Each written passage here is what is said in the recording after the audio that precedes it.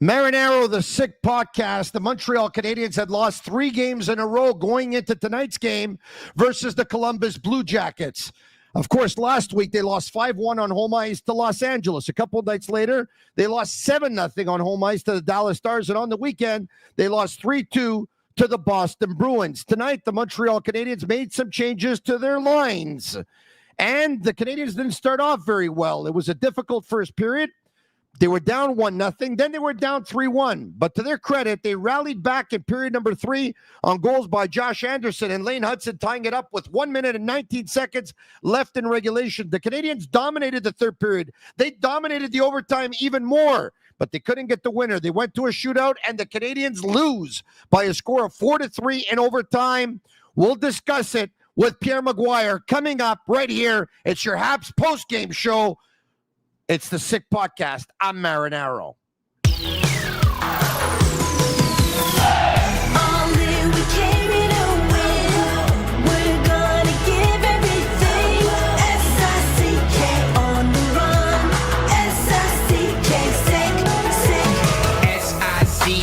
It's the sickest podcast. Tune in for the audio, or you can even watch back. Giving players all the props or put them on blast. We don't give no hot takes, only talk facts. We're giving all our devotion, riding high on this wave of emotion. Going all out, yeah, cause this is our time. No, ain't no stopping us till we reach the finish line. All in, we came here to win. We're gonna give everything. S-I-C-K on the run. S-I-C-K, sick. On fire, we're ready to fight. We'll bring the house down tonight. S-I-C-K on the run. S-I-C-K, sick. Play it on the car ride, play it when you lounge. X and O, you know that we can hold it down. Shout out to my man Sammy, got it off the ground. And to all the listeners tuned in right now, got debates, analysis, and speculation. This is sports talk for the new generation. You know where to find us, got a reputation. Sick Podcast, your #1 sports destination. We're giving all our devotion, riding high on this wave of emotion. Going all out, yeah, cause this is our time. No, ain't no stopping us till we reach the finish line. All in, we came here to win. We're gonna give everything. S-I-C-K on the run. S-I-C-K, sick. On fire, we're ready to fight. We'll bring the house down tonight. S-I-C-K on the run. S-I-C-K, sick. S-I-C-K, it's the sickest podcast. Tune in for the audio, or you can even watch back. Giving players all the props or put them on blast. We don't give no hot takes, only talk back. S-I-C-K, S-I-C-K, S-I-C-K, S-I-C-K, S-I-C-K, S-I-C-K,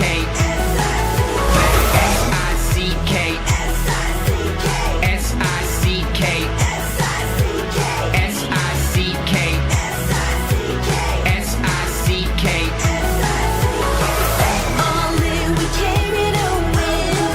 We're gonna give everything. S-I-C-K on the run. S-I-C-K, sick.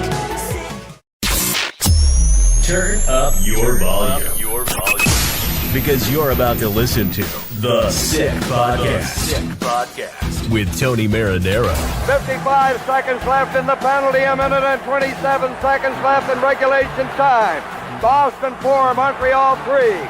Lafleur coming out rather gingerly on the right side. He gives it into Lemaire, back to Lafleur. Oh! The sickest Montreal Canadiens podcast. You're in the ball! Sports entertainment like no other. Rejoint, on lui fait perdre la rondelle, une passe devant. Et c'est le dégagement, et ce sera la victoire des Canadiens. Coupe Stanley pour les Canadiens. Leur 23e de l'histoire. You found the dogs! John, you found the dogs! He found the dogs! And all together, they work the young team to the top. And now, a 24th Stanley Cup banner will hang from the rafters of the famous Forum in Montreal. The Canadiens win the Stanley Cup. Brought to you by Energy Transportation Group. Driven to be different. La Vida TV. Embrace your true nature. And Playground, your premier gaming destination. It's gonna be sick. Marinaro, the Sick Podcast on this Monday night, 7:30 p.m. Eastern time start for the Canadiens in Columbus tonight. And the Montreal Canadiens, when all is said and done, they get a point. And look, it's not an easy building to play in. I know a lot of fans would have loved the Montreal Canadiens to come out on top, considering they had lost 3 straight hockey games, make it 4 straight hockey games. A lot has happened since the last time we talked, of course. The Montreal Canadiens found out or announced on Sunday that Kirby Dach was going to be out of the lineup for 4 to 6 weeks with a fractured foot. Of course, a couple of days before that, we found out that Alex Newhook had ankle surgery. He was going to be out for 4 months. Caden Gooley wasn't getting better with the partial tear in his adductor muscle. He had surgery. He's going to be out for 8 to 10 weeks. The Montreal Canadiens lost to the Boston Bruins on Saturday night by a score of 3-2. All that has happened in the last couple of days, and here we are. We're going to talk about it with Pierre McGuire in just a couple of minutes, not before I talk to you about some of our sponsors. If you still haven't bought your winter tires, and you have until December 1st, by the way, to put them on, time is running out. If you're in Quebec, it's until December 1st, once again, to get your tires installed. The good news is you can pick up GT Radial tires at Point S, starting at $89 per tire. Visit point-s.ca to shop for GT Radial tires or find your nearest Point S location. Who do you have, the Montreal Canadiens or the Washington Capitals on Thursday night? Go all the way with Betway. Get a deposit matchup bonus up to $300 on your first deposit. Scan the QR code on the screen or click on the link in the details section to create an account. Redeem your welcome offer. Offers only available for new customers. Terms and conditions apply. Offers not available in Ontario. Must be 18 years of age and older. And please play responsibly. See that fridge behind me? That's Bittt, the Tibi. They launched their new Ultra Lager. It's a refreshing, thirst-quenching beer. Perfect for those cool fall days with only 90 calories, 2 grams of carbs, 4% ABV per can. It's also a great refreshment for those cool, even chilly winter days, available in a pack of 6 and 12 in grocery stores all around the province of Quebec. It's ultra light and it's ultra refreshing. I'll talk to you about some of our other sponsors throughout the show, of course. Without further ado, it's time for Pierre McGuire. The McGuire Report. Presented by Vago Italian. Actually, pretty funny story. I just missed Pierre McGuire at Vago on Saturday night. Pierre, I don't know if you know that, but I was walking in and they told me that you had just left a couple of minutes before that. Pierre was there, was in Montreal for a couple of days, and I know that he was at Vago on at least 2 occasions, all right? So when we tell you that Pierre McGuire loves Vago, we're not kidding. They've been open for 23 years. His family loves it. Longevity. Not many restaurants open that long. Private dining rooms, which was absolutely full when I went on Saturday night. Birthdays, engagements, corporate meetings. Plenty of free parking after 6, which I found on Green Avenue, to tell you the truth. Open Monday to Saturday evenings, lunch Tuesday to Friday. Fresh quality ingredients, old world Italian classics, and new Italian. Come see Tommaso, the most popular man in Westmount, at the front of the house. And Tommaso was there when I was there on Saturday as well. And, of course, so was Nick, his maitre d', and his fantastic staff. Pierre McGuire, for reservations, by the way, call them at 514-846-1414. Pierre, how are you? I'm excellent, Tony. You know what? I'm rejuvenated based on the third period of the Montreal Canadiens. I was really concerned through the first 40.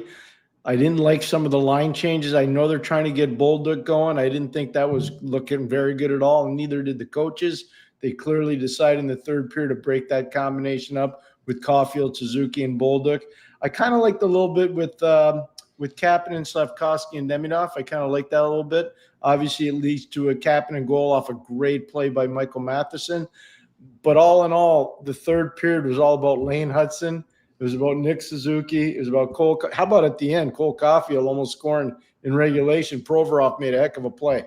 There's a lot to like, but I'm invigorated based on the play the last 20 minutes of the Canadiens, and even in the overtime. I thought the 2 best players in the game tonight were Marchenko and Hutson, personally. But I thought that Hutson, in the third period when he took over, they couldn't touch him, Pierre. He was like a man on a mission. And every shift he was on the ice in overtime, the puck was always on his stick, and no one can get it. And you know what? Like, we know that he likes to take offensive chances.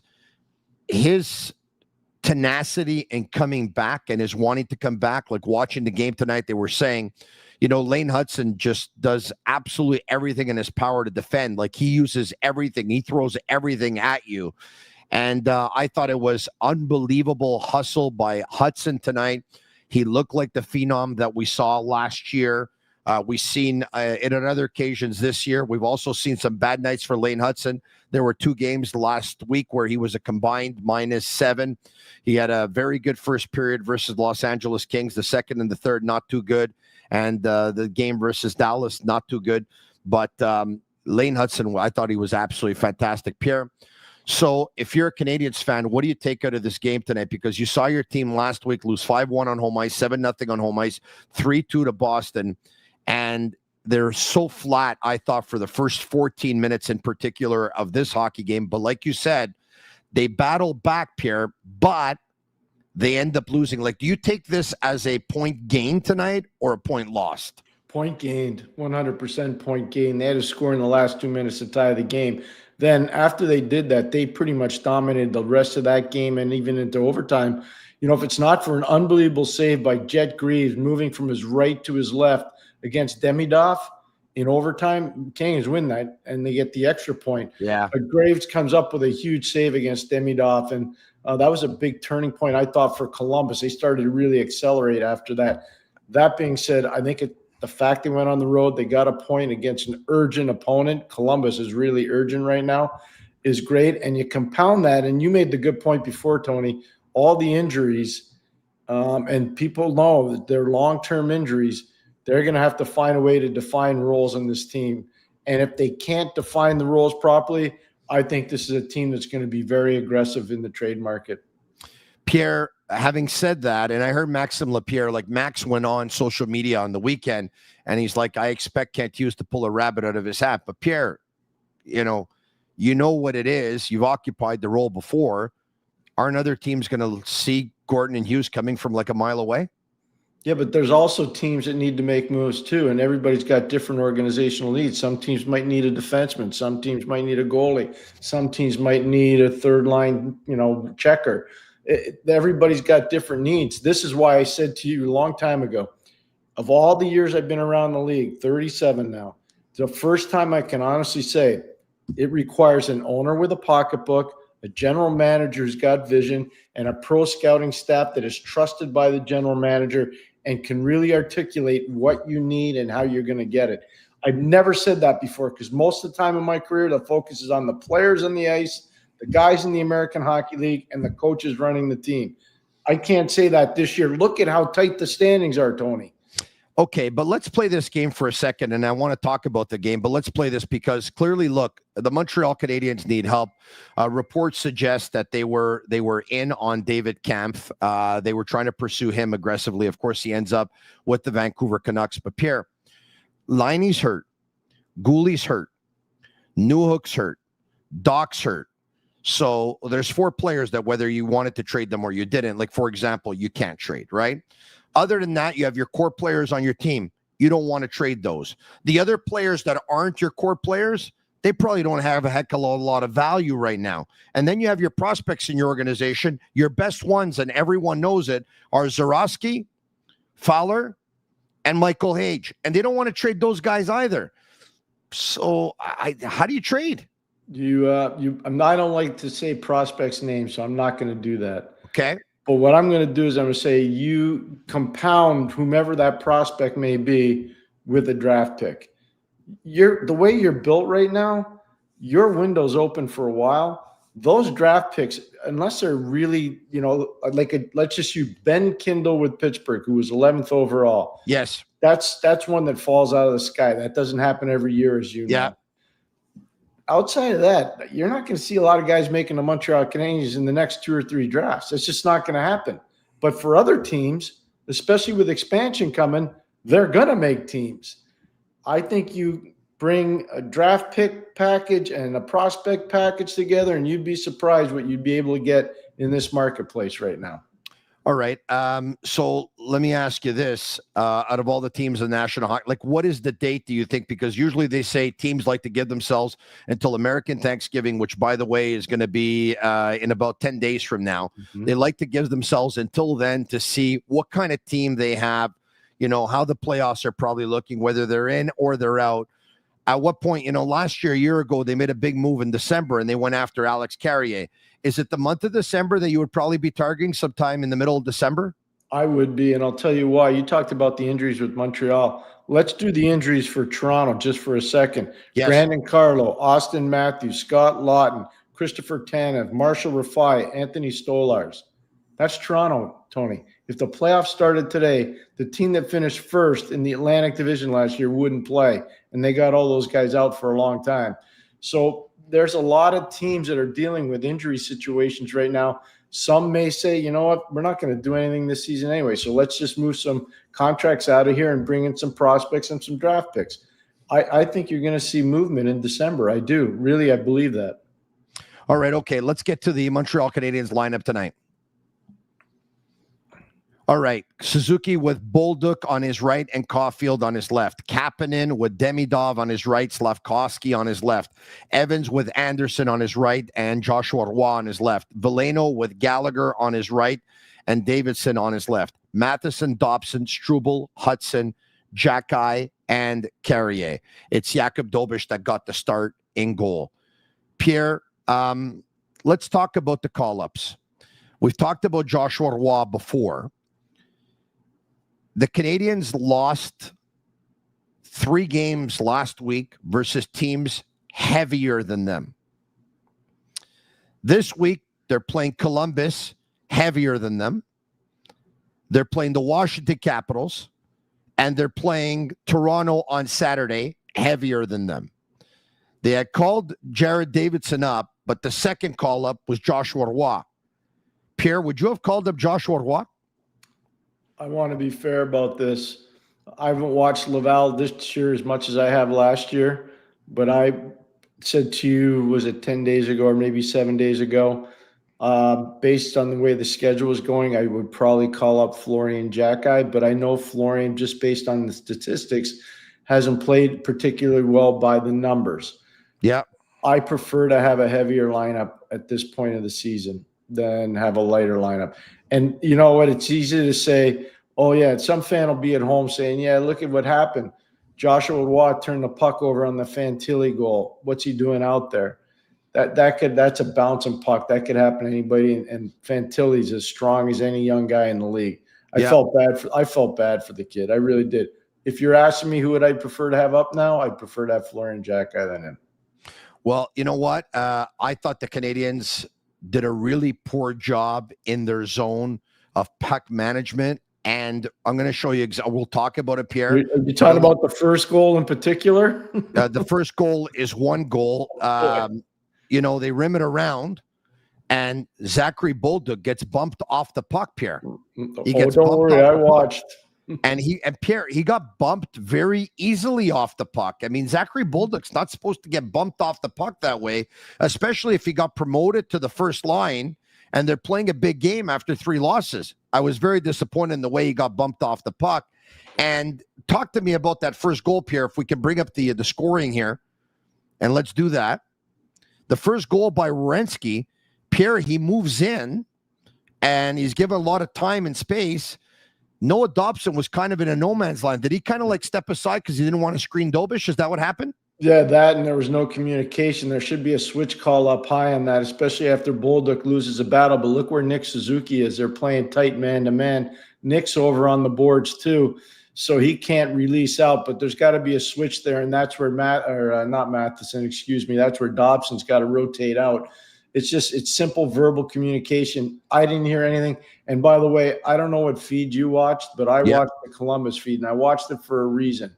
I wanted to hear what the great John Davidson, who did the game tonight, not Jody Shelley, John Davidson.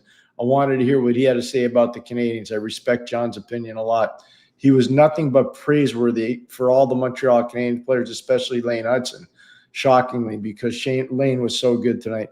But that's a switch call, Tony. That's what they call in the business, and that just was a bad switch call by the Canadiens. I watched the game on Amazon, and we're very grateful at the Sick Podcast, Pierre, that they gave us a call earlier today, and they asked us to actually do a little segment to lead up into the hockey game. So we're very, very proud of that. So we thank them very much for that. Let's go back to the scoring if we can.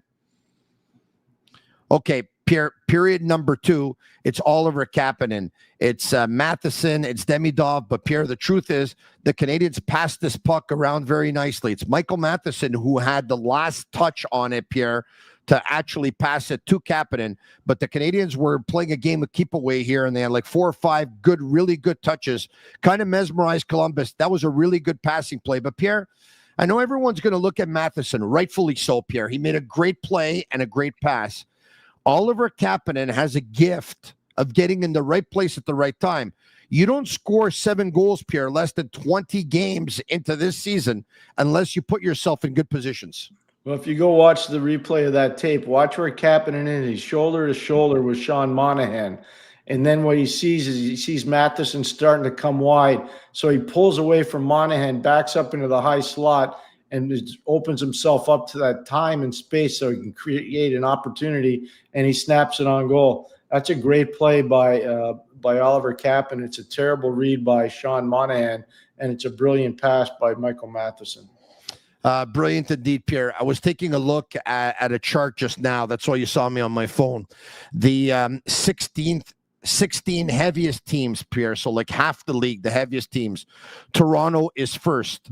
They beat the Canadiens. Boston second. They beat the Canadiens. Los Angeles third. They beat the Canadiens. Dallas fourth. They beat the Canadiens. The Rangers sixth. They beat the Canadiens. Columbus eighth. They beat the Canadiens. New Jersey 12th. They beat the Canadiens. Edmonton 15th. They beat the Canadiens. Washington 16th. They visit the Canadiens on Thursday. And once again, the Canadiens will play Toronto on Saturday. Period. Of all these teams in the top 16, the only teams that the Canadiens beat that the Canadiens were heavier than, they beat Ottawa. They beat Detroit. They needed overtime to beat Ottawa, by the way. So they beat Ottawa, they beat Detroit, and they beat, let me just see, and they beat the Buffalo Sabres. Yeah, and let's just be clear about the heavy part. That's precisely why I would prefer to have Florian Jacki to try to stabilize. And I said this before on a radio show, and I mean it sincerely. Yeah. This is not a knock on Arbor Jacki. But ever since Nick Delorier did a number on him, Arbor Jacki is not the same player in terms of physicality. Not.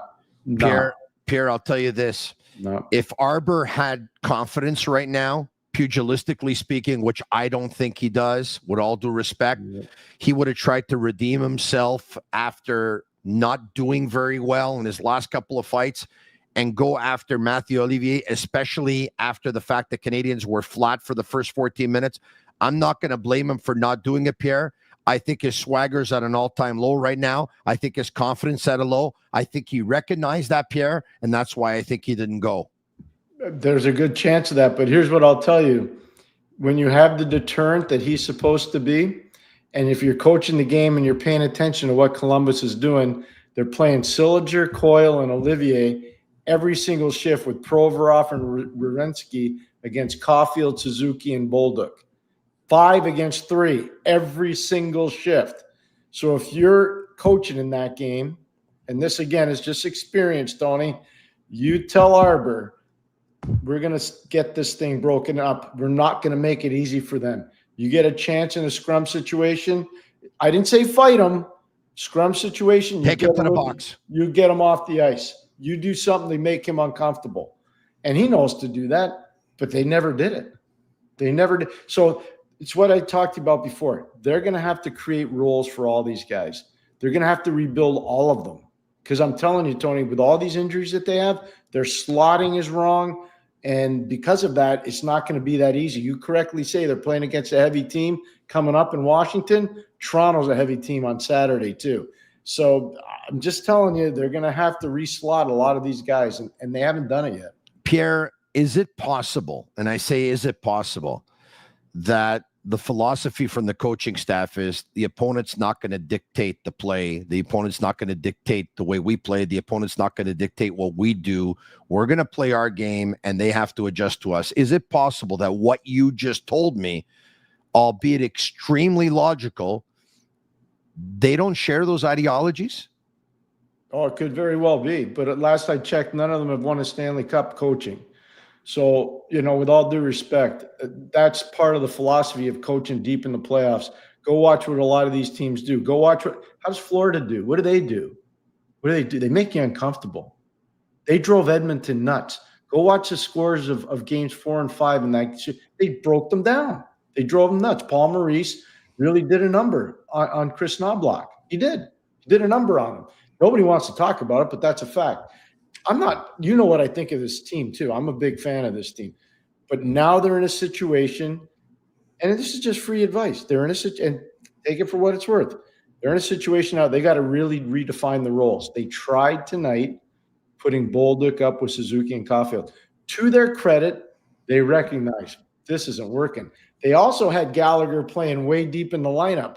Go look at the last 15 minutes of the game. Where was Brendan Gallagher? He wasn't stapled to the bench like some other guys. He was out there playing. So they recognized they needed to do something. And that's why I raised the point about Arbor. That's why I think Florian needs to be up. They're going to be getting a steady diet of this stuff now.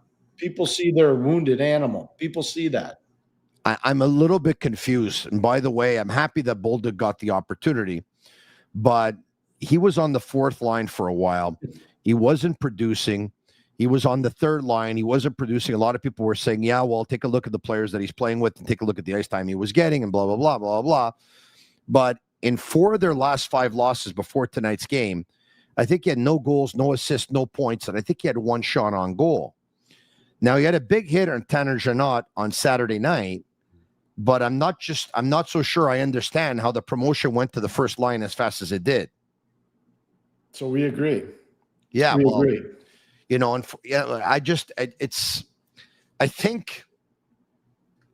I think there's got to be a little bit of logic to what you're doing, and I don't know if they're trying to get Slafkovsky going, but listen, I thought Slafkovsky was good tonight, Pierre. He was. That's why I said it. The coaching staff recognized at a certain point in the game, you know what? This Bolduc thing's not working. We better put Slav back there because he's kind of going tonight. And I thought Slav played a really good game. I did. I thought he played a really hard game. I understand that Slav's not perfect, but for the last couple of years, 5-on-5, they're absolutely unbelievable. I think expected goals per 60 this year, I believe they're number 1. I think I came across that stat. Last year, 5-on-5, for goals 5-on-5, they were the number 1 line in the National Hockey League. One's a 5'11", 205-pound centerman. The other one's like a 5'8" winger. You have this mammoth 6'3", 225-pound player who's a modern-day power forward, whose qualities, I think, actually complement those 2 guys. I'm not saying you should never take Slav off of that line, Pierre, but I don't know. It just seems to me that it doesn't quite make sense to break something that has worked for a couple of years to try and get others going. I don't think it makes sense. No, that's why I bring up what I bring up, and I support you in your belief. The one thing I would say, though, Kapanen is a really good player. They're really fortunate to have that guy playing the way he is. I think Slav took a big step tonight. I like the fact that Demidov got more involved physically tonight. I thought that was really good. But the biggest key tonight, and it's so important for the well-being of this team, Matheson and Dobson were good, and Lane Hutson was off the charts. Tonight. Lane Hutson was off. Pierre, why don't we take a look at the event summary at the end of the night to take a look at some individual stats? I want to take a look at Lane Hutson here. Let's do that. 25 minutes and 42 seconds. He was third in terms of ice time. Matheson had 29-25. It's a crazy number. Yeah. And I thought Matheson was very good too, by the way. Noah Dobson had 26-45. Lane Hutson, 1 goal, 1 assist, 2 points, +2, 5 shots, 2 attempts blocked, 2 hits, 1 block shot. The phenom that he is, we saw it tonight. Pierre, Lane Hutson, you know what's amazing about tonight? Lane Hutson on Saturday night after the game took the responsibility for the power play not working, the power play going 0 for 7. And he said, it's on me. I take responsibility.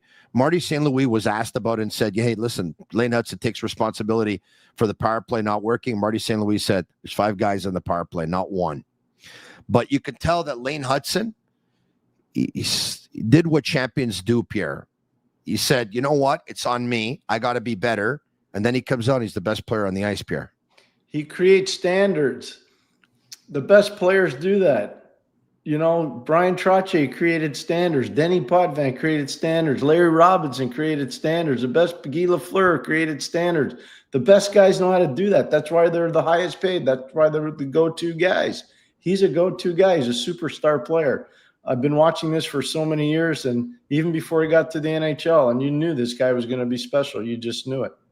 Let's take a look at, if we can, let's take a look at some other players' ice time tonight. Some stats. Okay, Nick Suzuki won 15 of 22 draws. That's huge, 68%. 2-0 for Josh Anderson, 100%. 1-0 for Juraj Slafkovsky, 100%. Of course, Anderson and Slafkovsky are now used to taking faceoffs. More difficult night for Jake Evans, who won 6 of 15 for 40%. Joe Veleno won 2 of 3 for 67%. Oliver Kapanen won 5 of 9 for 56%. Speaking of Veleno, he had just 9 minutes and 31 seconds, Pierre, only 6 seconds more than Jared Davidson. Arbor Jacki had 9 minutes and 50 seconds. A little bit more for Joshua Roy, who had 11:30. Pierre, what did you think of some of those ice times? Look, Jared Davidson, Pierre, I thought that he probably would be around 9 or 10. He's a player that gives you everything he has, but you can tell there's a lack of pace there, eh, Pierre? Yeah, the pace isn't great, but there are certain things he can do that he doesn't have to have pace for. Like he had 4 hits in that game tonight. Yeah. And that's kind of what he has to do. He has to create time and space and room by being physical. So I think he did that. You know, he had shots on goal. He competed hard. I saw a lot of good stuff from Davidson. I mean, and again, Joe Veleno's they got to figure out how they're going to use him. You know, I mean, okay, he won 2 faceoffs. He lost 1. Okay, I understand. But Tony, like, he played less than 10 minutes, Tony. Like, Pierre, let's put the cards on the table. We all like Joe. He's a kid from here, and we want it to work out. Yeah. Joe hasn't worked out on the wing, and now Joe hasn't really worked out at center. Now, a lot of people are going to say, well, when everyone comes back, Joe Veleno's your 13th guy, or, you know, before Davidson and Joshua Roy got called up, Joe Veleno was your 12th at that point. We shouldn't probably be talking about him because that's not where games won or lost. Having said that, you talked about identity, Pierre. Yeah. It almost seems like no matter which line you put him on, the line can't have an identity. That's a problem. It is. That's why I'm bringing it up. It's a problem. And I hate to do that because I respect anybody that puts on an NHL sweater. I really do. It's such a hard place to play. But he's not getting anything done, Tony. It's just the reality of the business.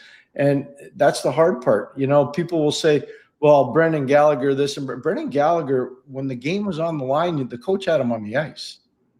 Coach had him on the ice, Tony. Yeah. You'd have Joe Veleno on the ice. Let's talk about Joshua Roy, Pierre. Once again, there's a clearing attempt. The puck comes at his feet. He has a chance to get the stick on it. He does get the stick on it. He has a chance to clear it, but he fumbles the puck, and Adam Fantilli's right there and just pots it home. It's a big goal. Let's go back to the scoring if we can, Pierre. Let's go back to the score sheet. There we go. Okay, Adam Fantilli, that's the goal, Pierre. Yep. But there were a couple of mishaps on this play, Pierre. Yeah, down low, there were mishaps all over the place between the defense and the forwards and people puck watching rather than body watching.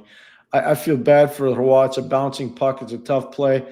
I know Fantilli's strength. I've been watching him play since he was at Kimball Union Academy. When he was a kid playing for Tim Whitehead there before he went to the Chicago Steel and eventually University of Michigan. So I've got a lot of viewings of the player. And one of his biggest things, the strength of his hands and his ability to take puck away from people down low in confined areas. And he did that to Joshua Roy tonight. Noah Dobson got bumped off the puck himself as well. Jake Evans turned the puck over. Mm-hmm. The puck comes back in front. Once again, it lands on Joshua Roy's stick. He can't, pick it up and actually clear it. It goes straight down to Fantilli.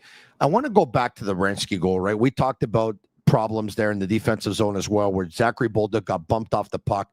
The puck ends up finding its way to Werenski, who's got all kinds of time and space. A lot of people on social media are saying you can't give time and space to Zach Werenski, one of the best offensive defensemen in the league. And they're right. I'm going to ask you a question, though, anyway. Yeah. It's not the worst goal I've ever seen. Is that a save that Dobish has to make?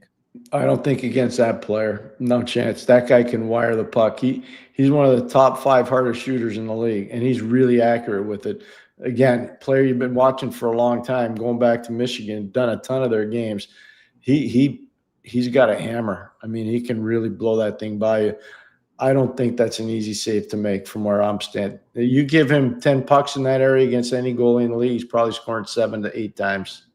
Okay, let me get back to the ice time now. We were there before. I want to get back to it for a second because we talked about some players' ice time.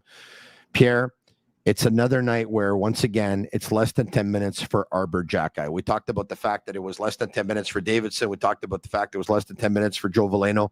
On defense, it was less than 10 minutes for Arbor Jacki. Pierre, what do they got to do? Is there anything they can do? I'm sure you had a defenseman like this back in the day, Pierre, whether it was for Hartford or whether it was for Pittsburgh. Is there a story that you could tell us of a defenseman that you guys worked with, and you're able to get him out of it, and you're able to rely on him 14, 15 minutes a game when before that you probably weren't? Yeah, Grant Jennings in Pittsburgh, for sure. His nickname was Meat. He's a brilliant guy. He really done well away from hockey, but we worked with Grant a lot. He came over in the Francis Samuelson trade. Big guy like Arbor, had to fight, had bad shoulders. We tuned him up, not just me, but the entire staff, and he became a very important player for us in 2 Stanley Cup runs. In Hartford, I had a couple guys like that, but you got to be really positive when you have to work with them. And another guy that really did well was Lance Pitt, like totally different kind of player than Arbor. We had Lance, he was signed in Ottawa to an American League deal and eventually got an NHL deal because he played so well down in Prince Edward Island. And all it was just work habits and rebuilding them. That's all it was. All right. Okay. Let's go back to the scoring now. We'll go Voronkov on the power play. Only a couple of penalties in this hockey game. Pierre Davidson gets one and Nick Suzuki gets the other. Voronkov on a great feed by Marchenko. Voronkov's just there, gets his stick on the ice and redirects the Marchenko pass. That puts the Columbus Blue Jackets up by a score of 3-1 after 2. You go to period number 3, and it's Josh Anderson. Pierre, Lane Hutson does a great job of just getting the puck to the net. And at the net, there's all kinds of traffic. And one of the guys providing traffic is a big guy named Josh Anderson, who's able to pick up a loose puck and jam it home. That makes it 3-2.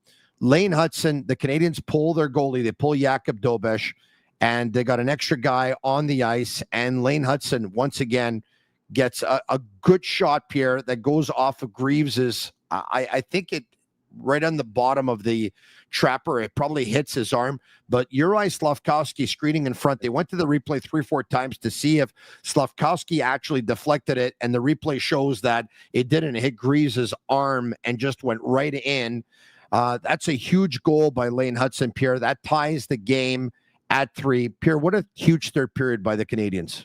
By the Canadiens, by Lane Hutson, by Josh Anderson. Bigger bodies competing hard. Coaching staff deserves a pat on the back. Recognize their plan for the first 40 minutes did not work. Change it going into the last 20. Definitely paid dividends, which is smart coaching, something you got to do so it gets them a point in the standings, which is important to stop the bleeding. But the last goal you talked about, the Lane Hutson goal, Tony, I encourage every young player to watch that. The creativity, the athleticism, the awareness, the head up, the ability to break down the defense, that was a beautiful goal. Just an outstanding goal by Lane Hutson. Pierre, they go to overtime. The Canadiens had chances. I'm sure Demidov is going to be upset with himself because he probably going to want to have put it. He probably is going to think he had to put it up and over Greaves. That probably would have been a better shot. They go to a shootout, Pierre. I have a couple of questions regarding the shootout. Like, if you didn't watch this game tonight and you know who the Canadiens have in the lineup and they're going to ask you for your players for the shootout, you're going to say Suzuki, Caulfield, Demidov, right? Mm-hmm. My question to you, though, is at what point do you go with stats and at what point do you go with your gut? Nick Suzuki's 0 for his last 13 in the shootout, Pierre. Yeah, no, it's interesting you would bring that up. I don't know. Every coach is different. Sometimes you take a guy that's had an amazing game. Like, I'm just asking the question. Slafkovsky had an amazing game tonight. He's one guy. What about Lane Hutson? And Hutson. Like, I'm watching. Okay, Kent Johnson. Let's use his goal. Kent Johnson. Yes, beautiful goal. You don't think that Lane Hutson could dance like that? He could dance like that. I do. He doesn't have a lot of success in breakaways or shootouts. But I'm just saying he had it going tonight. He had it going tonight. It wasn't about numbers for him tonight. It was about, man, did you watch that game? That guy was really good. He was at a different level compared to everybody else on that ice surface tonight. And Werenski was very good too. I don't know. Everybody's got their own feel for it. So listen, it's hard to criticize. Like, if he would have gone with Hutson and Slafkovsky and Caulfield, and Hutson and Slafkovsky missed, the Canadiens lose, I think a lot of people are going to say, I can't believe he didn't use Suzuki and Demidov, right? But I thought Slafkovsky's game was a lot better than Demidov's. I thought Lane Hutson's game was a lot better than Nick Suzuki's, and Nick Suzuki is 0 for 13 in his last shootout attempts. So I asked the question. Now, the Marchenko goal, I think I've gone on record of saying, like, I'm not going to blame a goalie for giving up a goal on a breakaway or a shootout. Yeah, I might have to make an exception. Like, he's got to stop that, Pierre. It goes right through the paddle of the stick, which I don't understand. You got to put a little torque on that thing. It wasn't like he launched it. I agree with. I didn't like that goal. I'm going to be honest with you. I didn't like it.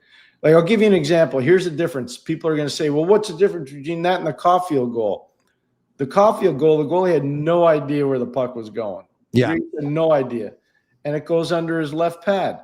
But when you watch the 5-hole goal that goes in through the stick, through the paddle of the stick, you say, you got to put a little pressure on that. So that's the only one I could fault Dobish on. There's nothing he can do on the Kent Johnson goal. Zero he could do. No, that was an unbelievable move. But Dobish was really ticked off, Pierre. Really, really ticked off after giving up that goal. And he hasn't won since he broke down in Jersey, Pierre. Right after that game, I know we did a show. Yeah. And I told you they got to figure this one out, because that was not the appropriate reaction. I admire the passion. I admire the commitment, the loyalty to his team. That's one game in 82. That's your starting goal. You ask Marty Brodeur, your friend Marty Brodeur. Yeah. You can't be doing that after a game. You got to rebuild the guy. That's what they have to do. I'm taking a look here. Let me just see. His save percentage tonight was .869, .870. His save percentage the game before was .615. His save percentage the game before was .857. His save percentage the game before that was .857. His save percentage the game before that, I think, was .903 or .904. Yeah, he's a work in progress. You know it. I know it. The team knows it. The goaltending is not where it was last year. The one thing I'd say, though, and I think you know this, is there's a guy playing in Laval right now that's putting up numbers, Jacob Fowler. And eventually he's going to be the goalie of the organization. Eventually. But for now, you leave him there, Pierre. No, not touching him now. Yeah. No chance. Just let him grow this year. And if you think you need him near the end of the season, use it. But build up your product in Laval, build up the players' confidence, get them to know the pro game, give them 50 to 60 starts down there, get to work. It's all good. Do you think that they can anyway, I don't want to look ahead here, but I'll ask you the question since you brought it up. You think Fowler can make the jump as early as next season? Yes. I said that before he came out. I think you and I talked about it the summer before his junior year, or his sophomore year. We talked about it in the summer, and I said he'll need 1 year in the American League, and then he'll be ready to go. Let's take a look at the hockey stat card if we can, Shane Gaumont and Master Control. But before we have it, okay. Lane Hutson. Oh my God. Yeah, he was just at another level. That's what I'm saying. I don't Pierre, get it. look at this. This is individual offense, team offense above average. Yep. Team defense above average, individual defense. Take a look at Lane Hutson. This guy is like on the other side of the street. Hey guys, I'm over here. My God. Yeah, that's why I said to you, Tony, I would have used him in the shootout, but that's okay. Look, everybody's got their own feel for it. So I'm not ripping the coach on that. I'm going to give the coaches credit for getting him a point tonight because of the adjustments they made. Because look at what you have to see at the bottom of the list. They tried Zachary Bolduc. I was just going there, Pierre. Look at his individual offense. For a guy who played on the top line, his numbers, his stats are just terrible. But this is why I'm telling you that give the coaches credit. They recognized our plan was flawed. It didn't work. We got to change out of it. And they did. I didn't need the card to tell me that. I watched it. And now it's reinforced by the card. But I'm just telling you, you could see that during the game. I said to our good friend Mitch Melnick today, there's one player from Montreal that has to show a lot more than he did over the last 3 games, Josh Anderson.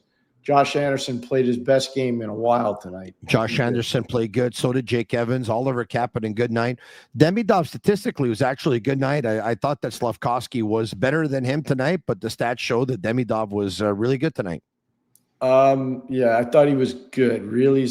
Not really, but he was really he was a good. step too far from me, but he was good. He wasn't really good. I don't think. Yeah. I'm just trying to take a look. See,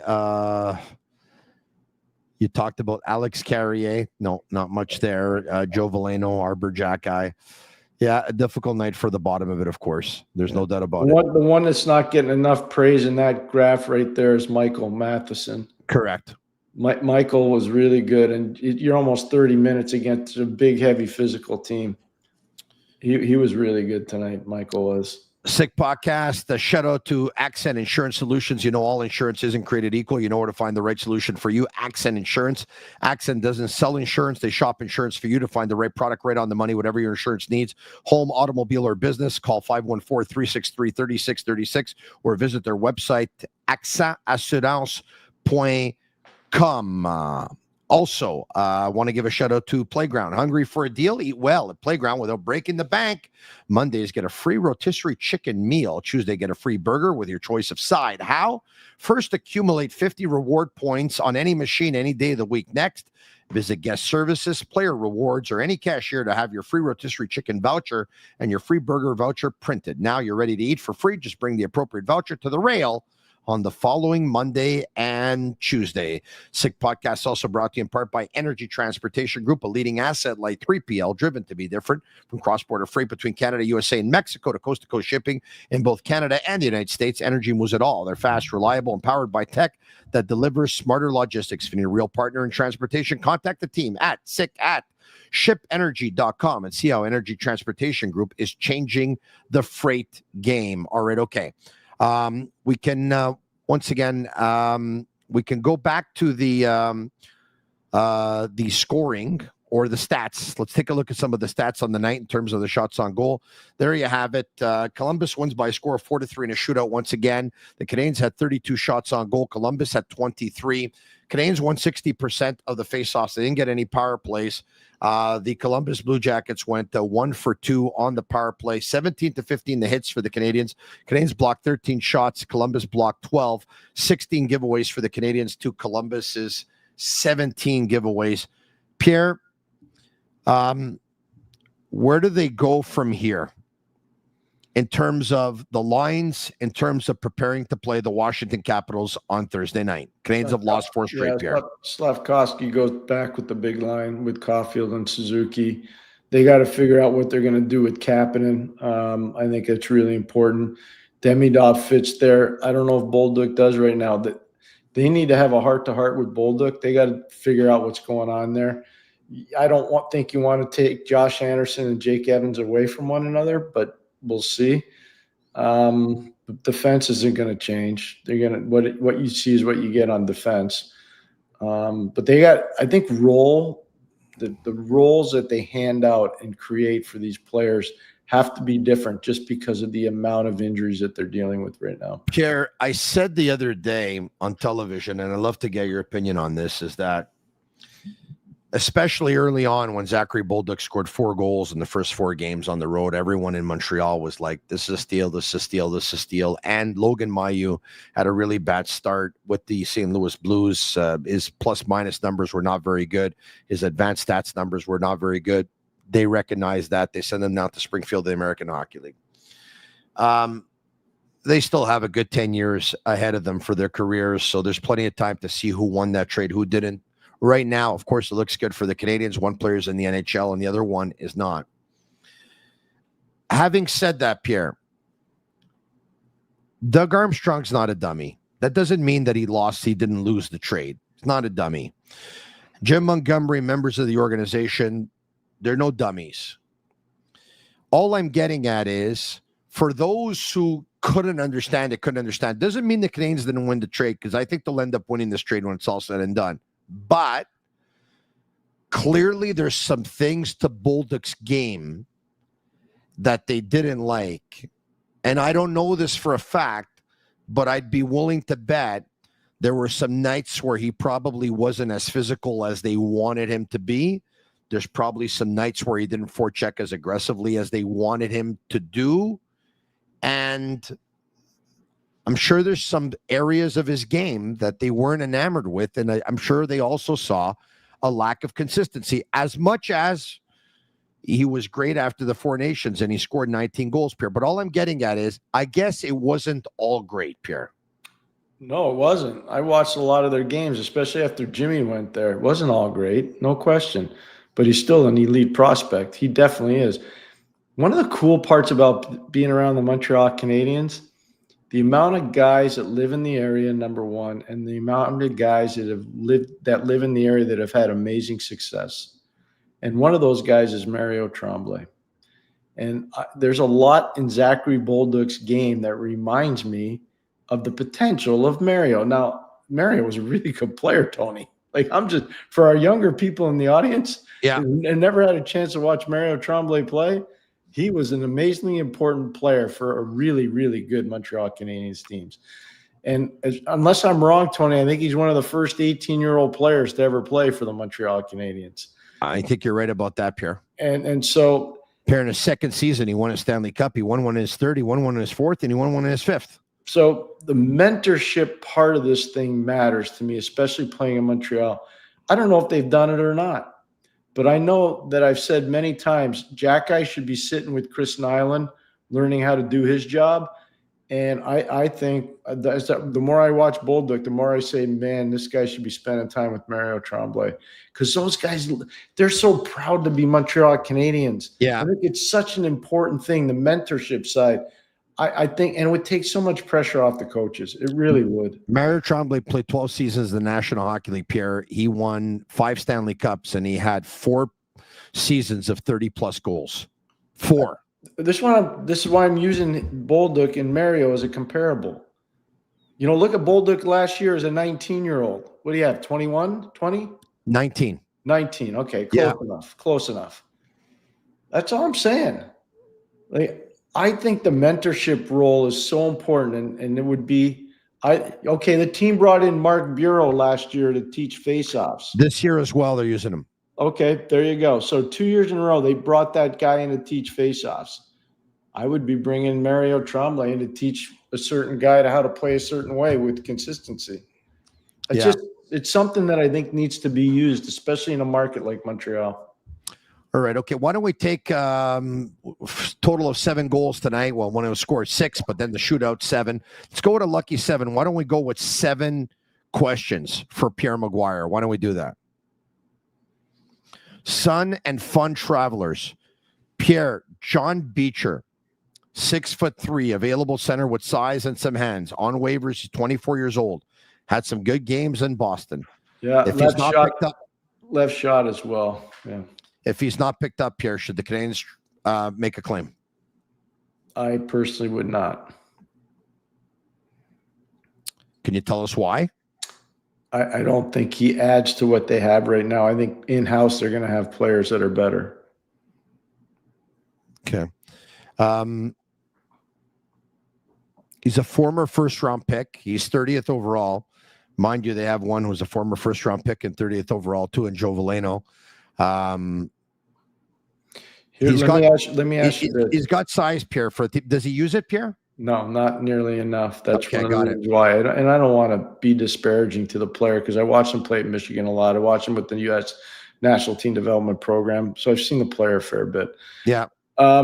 Here's the thing. Boston, if you evaluate their roster, one of the things that's missing there is depth through the middle. No Krejci, no Bergeron. You start Charlie Coyle is no longer there. You start looking at their lack of depth through the middle. If they were really a team that needed a centerman, which they do, why are they putting Johnny Beecher on waivers? I hear you. Doesn't mean they're right. Teams have made mistakes before. Yeah, they have, but this is I understand I definitely understand your point. They know what the player can do, and they know they need centermen. They know that. Question number 2. Adam Somers, question for Pierre. Several times the Habs have had momentum and followed a solid shift with Veleno. At what point do you say it's enough and send them down, risking waivers? Well, first of all, I'm going to agree with Adam. Great show, Tony. And good job. Way to go. You're allowed to take some praise every now and then. Thank you, Pierre. Well, I agree with that note, and something we've talked about before, and I would not be concerned about losing the player on waivers because I don't think there'd be a waiver claim put in. Question number 3.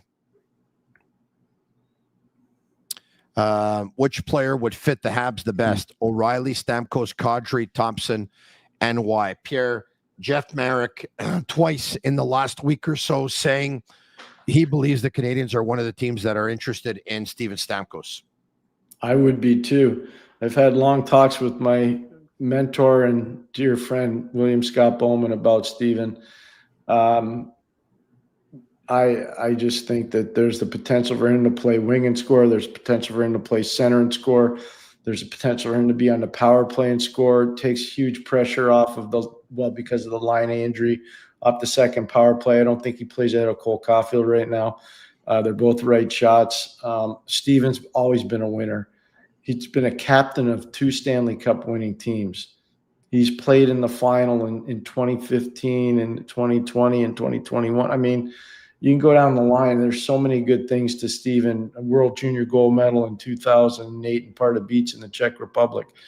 I can't say enough good things about him. I know people think he's long in the tooth. I just think the whole situation in Nashville is a little bit awry. I think if he gets a breath of fresh air, he can make a big difference. That's just my opinion. Center or winger? Winger, right? Yeah, he's a better winger. Next question, I think 4. David Ollinger says, question for Pierre and Tony. What about the prospect of using Capo Kakkonen for a couple of games, or would there be waiver issues there? In terms of goaltending? Would you call up a goalie?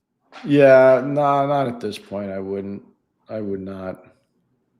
How worried are you about the goalies? Pierre, they're clearly nervous. I'm worried. Sammy's got to get it anchored back. And I know I've talked about this with you for a long time now. Last year when Sam was good, he was anchored. He was solid. He was robust in goal. Look at some of the goals he's given up. He's swimming all over the net. He's not anchored at all. They got to work on that with him big time. And you can fix that, and you can fix that quickly, but they got to get to work on that. Question 5. Tony Marinaro, Pierre, can Kapanen turn into a poor man's Plekanec? I brought that up before. I think he can. I do too. I think it's a great comparable. Really well done. I completely agree. Tony, the team that he played on in Sweden, Timrå, that's a good SHL team, Swedish Hockey League team. He was basically a point-a-game player there. Like, Tony, do you know how hard that is to do there? Like, they don't score a lot in that league. That's hard to be a point-a-game player, and that's what he was last year in Timrå. This guy could be really good, and I do think he could be very similar to Plekanec. He's a good player, Pierre, period. Oliver Kapanen's a good player who, by the way, he's like, we talked about Kirby Dach, and we talked about the Newhook possibility of playing center. He's past all these guys. I mean, right now, with what they have here, even with the injured players coming back, he's their number 2 centerman on their depth chart here. There's no question. And you see what good Newhook is when he plays on the wing. He's not a centerman, because if you put him at center, all that stuff with his speed goes away. It goes away really fast. Question number 6. Demidov, can he play center? He can, but that's not his thing either. Because if you play center in this league, you're playing down low a lot, and you're coming from behind in the play. I think Demidov's a guy that has to lead the play, so I just don't see that being a good fit. I think there's games, Pierre, where they did not give Demidov all that much ice because they didn't trust his 200-foot game. Yeah. I think you'd be hurting him by putting him at center. Yes, so we're on the same page. It's just too heavy. It's too big a load to lift when you're playing down deep in your own zone. There's an upcoming charity event that I'd like to talk about before we take our final question on the night, and it's Barks and Bubbly. It's a cocktail-styled evening on November 21st at the Atwater Club from 7 p.m. to 10 p.m., raising funds to help dogs rescued from shelters and given a second chance at life. Guests can expect amazing music and delicious food, open bar all night, fun interactive stations, including custom dog portraits, engraved merch, and friendship bracelets. A good friend of mine, Elena Kratsios, is one of the key people behind the event.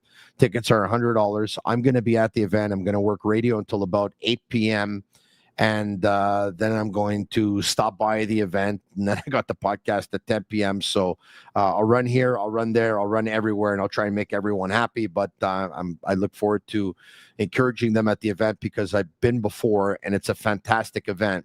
Once again, tickets are $100. Tax receipts are available. To buy your tickets, go to the Instagram page of, as you can see there, Accent My Event.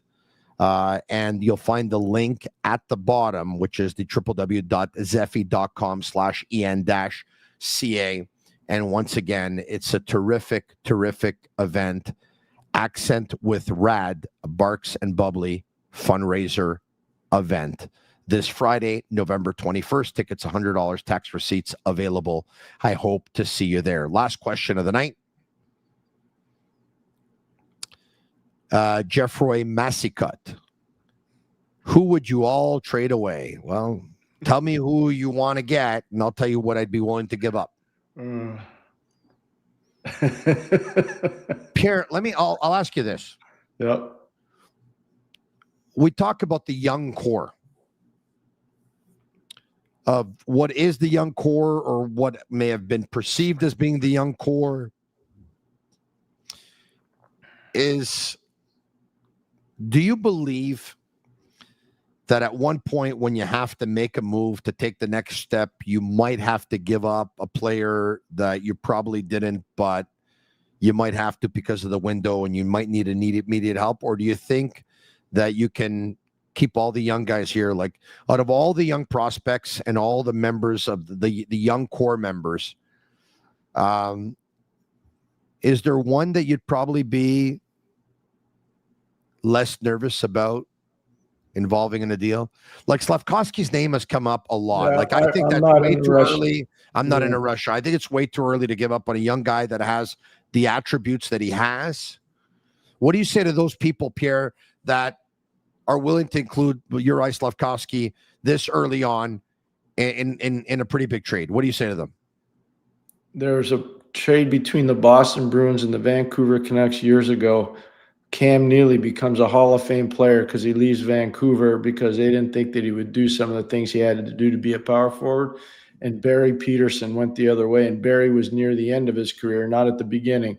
And so Vancouver traded away a Hall of Fame power forward for a guy that was near the end of his career who had a really good career in Boston. So that's what I would caution you on. Sometimes it takes those bigger guys just a little bit longer to figure it out. But that's one example of there's a player that got traded away that never should have been traded away. Not only traded away from the Vancouver Canucks, he's a BC boy to top it all off. Yeah, well, that's what I mean. It just but there's an example. I'm not in a rush to trade away first overall picks, and I've never been in a rush to trade away power forwards. They're hard to find. Right shot defensemen are hard to find. Great initial puck moving defensemen are hard to find. Elite goalies are hard to find. When you get one, you got to cultivate it, make it better, make it better. Cam Neely was a Vancouver Canuck for 3 years. He was a Boston Bruin for 10 years. In his 10 years with the Bruins, he scored 50-plus goals 3 times. 50-plus 3 times. Let me give you one more example. I remember when the trade happened like it was yesterday. Joe Thornton got traded away to the San Jose Sharks. Yeah. And coming the other way was Brad Stewart, a serviceable defenseman. Yeah. Wayne Primo, who was Keith's brother, who was a very good depth forward. Yeah. And Marco Sturm, who's now the coach of the Boston Bruins. Correct. Those 3 guys were traded for Joe Thornton. Who won the trade, Tony? San Jose easily. Not even close. Not even close. Joe Thornton and Slafkovsky have one thing in common besides being big. They went first overall. First overall. Yeah. But, those who want to doubt are going to say, well, they can name you 3-4 guys that went first overall that never really were, had very good careers. Well, Alexander Daig would be one, but you'd be hard pressed. Who? Yakupov. So there was a lost generation. Yakupov is definitely one. Daig's another one. Stefan was a disappointment. Patrick Stefan, but that's the 99 draft, the worst draft in NHL history. Number 2 and number 3 were not too shabby. This is the that was Brian. You know how that happened? The Florida Panthers made a terrible mistake. Brian Burke pulled a number on the Florida Panthers. That draft took place in Boston, and I was a hockey fan back in the day trying to get into the business, which I eventually did in 2002. I attended that draft. Yeah, a New York Islander scout was sitting next. A New York Islander scout was sitting next to me, and I said to him, the Islanders are going to take Tim Connolly here. He says, no way. He goes, I've been in all the meetings all week. They're not taking Tim Connolly. New York Islanders are proud to select Tim Connolly. He says, what's your number? What's amazing about the draft is some teams view it way differently than others. And you have all these different scouting services now, and how much disinformation is. I've never seen so much disinformation as there is right now. And you got to be so careful when you get involved. You got to trust your core people, because if you go outside your core, you could get lost in a hurry in the draft. You really could. I want to thank everyone for watching. The numbers tonight were very, very good as usual. We really, really appreciate it. We work hard at it. We do it for you as well as we do it for us, and we do it for the sick community. We're going to be back tomorrow night, same time, same place. Eric Engels is going to be my guest. We're going to be live tomorrow at 10 p.m. Eastern with Eric, and I'll be back tomorrow morning, and I'm going to do it all over again. But instead of having a Montreal Canadiens show, I'm going to have a Montreal heavy sports show, which obviously is going to be a lot about the Montreal Canadiens as well. I have different collaborators on the French show, one of which is Denis Gauthier, who's a regular on Tuesdays and Thursdays. Another one is Jack Han, who's a development coach with the Toronto Maple Leafs back from 2017 to 2020. So we'll have an interesting show for you tomorrow as well in French, and then tomorrow night in English. Pierre McGuire, thank you so much again for your time. So your glass half full following the Canadiens' third period and their overtime, Pierre? Absolutely. Glass half full. Really excited about it. And I think we're back on the air Thursday together, are we not? Following the Canadiens and the Washington Capitals. We will be, you and I, and Brian Wild will join us live from the Bell Center, Pierre. Excellent. Thank you, sir. Talk to you again on Thursday night. Ciao, Pierre. You got it. Thank you. There you have it. Pierre McGuire. Special thanks to all of our sponsors. And once again, thank you very much to all of you for watching tonight. Leave us a 5-star review. It's our way of feeling the love. For Shane Gaumont and Master Control, it's a sick podcast. Canadiens lose by a score of 4-3 in a shootout. They were down 3-1 going into period number 3. Josh Anderson narrows the lead to 3-2. Lane Hutson ties it up with less than a minute 40 left in regulation. They go to overtime. The Canadiens had the puck the entire time. They dominated the overtime. They couldn't score the winner. They went to a shootout. Suzuki missed. He's now 0 for his last 13. Caulfield scored. Demidov missed, but the Columbus Blue Jackets got 2 goals courtesy of Kent Janssen and Kirill Marchenko. They win by a score of 4-3. Jakub Dobiš wasn't very, very happy after the game. He went straight to the locker room. Some disappointment there, no doubt. The Canadiens have a chance to get out of this losing streak, and they take on the Washington Capitals in Montreal on Thursday night. In ending, once again, myself and all of us here at Sick Media want to thank Amazon Prime. Thank Amazon very, very much for giving us the opportunity to be part of their pregame show tonight, of course, as they televise the game. And a couple of minutes before the puck dropped, we did a little skit of a couple of minutes, probably a 3 or 4 minute segment. And it was an honor for us. And we thank them once again. And we look forward to other opportunities going forward. Thank you very much, Amazon. Thank you very much to all of you. Have a good night. We'll talk to you again tomorrow night. Same time, same place. Ciao for now. And that's a wrap. Hope you don't miss us too much until next time. Follow The Sick Podcast with Tony Marinaro on YouTube, Instagram, Facebook, Google Play, and Apple Podcasts. The Sick Podcast is brought to you by Energy Transportation Group, driven to be different. Bittt, embrace your true nature. And Playground, your premier gaming destination.